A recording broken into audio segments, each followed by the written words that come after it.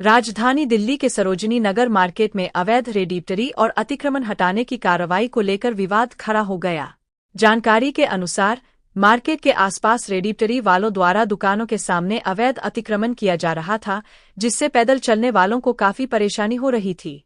बताया जा रहा है कि कुछ दुकानदारों ने आरोप लगाया कि उनकी दुकानों के आगे 10 से 10 फीट तक अतिक्रमण कर दिया गया था, जिससे उनका व्यापार प्रभावित हो रहा था। वहीं कार्रवाई के दौरान कुछ दुकानों के बाहर रखे सामान को भी हटा दिया गया, जिससे दुकानदारों में नाराजगी देखी गई। दूसरी ओर रेडिप्टरी लगाने वालों का कहना है कि उन्हें बिना किसी वैकल्पिक व्यवस्था के हटा दिया गया। उनका आरोप है कि वे लंबे समय से यहां अपना रोजगार चला रहे थे, लेकिन प्रशासन ने अचानक कार्रवाई कर दी। मामले को लेकर दुकानदारों और रेडिप्टरी वालों के बीच कहासुनी भी हुई।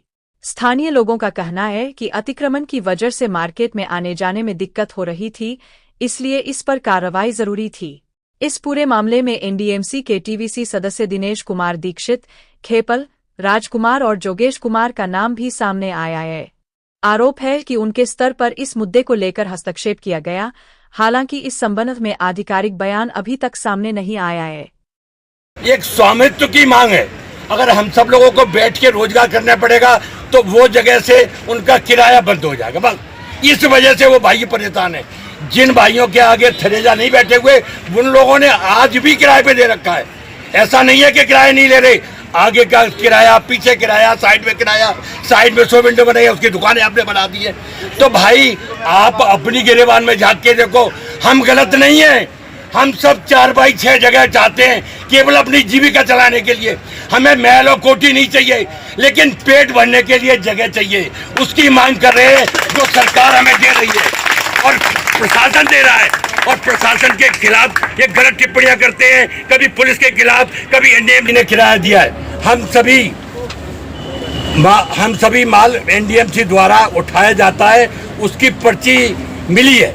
जो विभाग जब हमसे हमारा सामान उठाता है, हम लोग सब पर्चे छुड़ा के लाते हैं।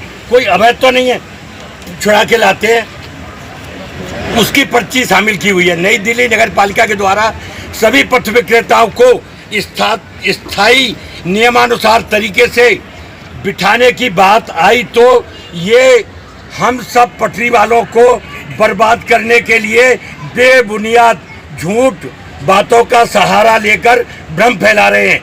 प्रशासन में भ्रम फैला रहे हैं, समाज में भी खड़े होकर गलत बातें करते हैं कि ये गलत है, ये गलत है। रास्ते में बैठा रहे भाई, कौन रास्ते में बैठा है?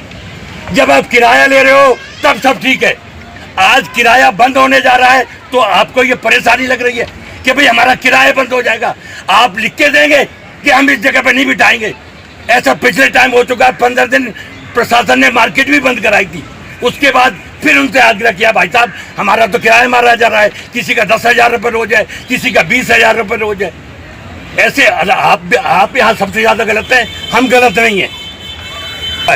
जो पैदल चलने की रास्ता है, आप कहते हैं इंक्रोचमेंट है। अरे भाइयों, इंक्रोचमेंट आपने की है। आप उस रास्ते को खत्म करो और वहाँ पे लोगों को आवागमन का रास्ता अवरोध करने का सबसे पहला श्रेय आपको जाता है। आप उसको तोड़ो और लोगों को चलने दो वापस।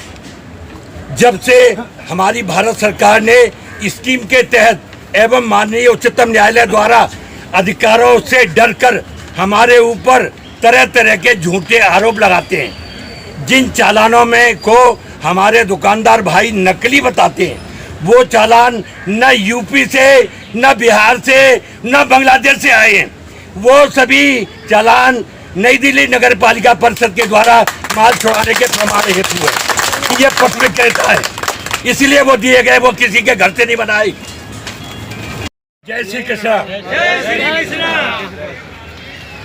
जो हमारे दुकानदार भाई जो हमारे विरोध में लगातार 2 दिन से उन्होंने बंद का आह्वान किया, जबकि वो बिल्कुल ही गलत है। उसके लिए संदर्भ में मैं कुछ कहना चाहता हूं और मेरे सारे टीवीसी मेंबरों की सहयोग से जो मैंने एक पत्र लिखा है वो सब आपके सामने सुनाना चाहता हूं कि हमारी कमियां क्या है और उनकी कमियां क्या है। हम भी अपनी कमी ठीक करेंगे, वो भी ठीक करें। इसके लिए मेरे सारे परिवार इकट्ठा हुआ है।